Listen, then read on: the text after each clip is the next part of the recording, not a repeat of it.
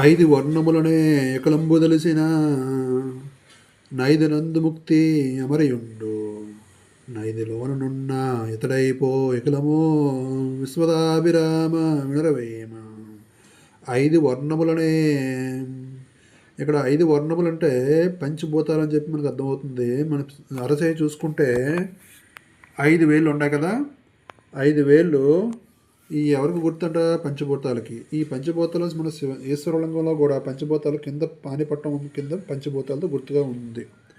అఖిలం బదిలేసిన అఖిలం అంటే వీటిలో శ్రేష్టమైనది వచ్చేసరికి ఈ పంచభూతాలకి ఆధారమైన వాడు ఎవరు? పరమాత్మ. 5 వర్ణములనే అఖిలంబు తెలిసిన నైదనందు ముక్తి అమరేనుండు.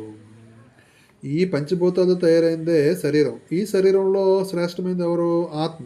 శరీరానికి అధిపతి ఆత్మ. పంచభూతాలతో తయారైంది శరీరము. ఈ శరీరాలకు అధిపతి అయినవాడు ఆత్మ. పంచభూతాలకి అధిపతి అయినవాడు పరమాత్మ. ఈ శరీరానికి అధిపతి అదే అఖిలంబు తెలిసిన అంటే పంచభూతాలే ఏమైనా మార్పు చెంది ఇక్కడ ప్రబోధ గ్రంథంలో మనకి ఏం చెప్పినారు స్వామివారు? ప్రబోధ గ్రంథంలో చరప్రకృతి అతిప్రకృతి, ఇది ప్రబోధలో పంచీకరణ అని చెప్పినారు. అది తెలిస్తే పంచభూతాలకు అధిపైన అఖిలము పరమాత్మ తెలియాలి, శరీరంలో ఉన్న ఆత్మ తెలియాలి అని చెప్తే అర్థమవుతుంది. ముందు శరీరంలో ఉన్న ఆత్మ తెలుసుకోవాలని చెప్తున్నారు. ఓకే. నైదు నందు ముక్తి అమరవుండు, అటువంటి వాడికే ముక్తి అని చెప్పి అంటున్నారు. నైదులోనున్న అతడైపో అఖిలంబు అంటే అఖిలం వచ్చేసరికి శ్రేష్టమైనది. మొత్తానికి మూలం వచ్చేసరికి పరమాత్మ. ఎప్పటికైనా జీవుడు అనేవాడు జీవాత్మనుడు పరమాత్మలో చేరుకోవాలి. ఇక్కడ జ్ఞానం తెలుసుకున్న తర్వాత మనకు నుదుటి భాగంలో ఒక దేవుని ముద్ర ఒకటి ఉంటుంది. ఆ దేవుని ముద్రలో గుణచక్రం ఉంది. గుణచక్రంలో ఎక్కడో గుణాల మధ్య జీవుడు అనేవాడు 3 పొరల మధ్య ఇరుక్కొని ఉన్నాడు, బుద్ధి చిత్తం అహంతో. అక్కడ కర్మ ప్రకారంగా కష్ట సుఖాలు అనుభవిస్తూ ఉంటాడు పుట్టినప్పటి నుంచి చనిపోయేంత వరకు అని చెప్పి మన త్రైదశ సిద్ధాంత భగవద్గీత క్లియర్గా ఎక్స్ప్లెయిన్ చేసింది.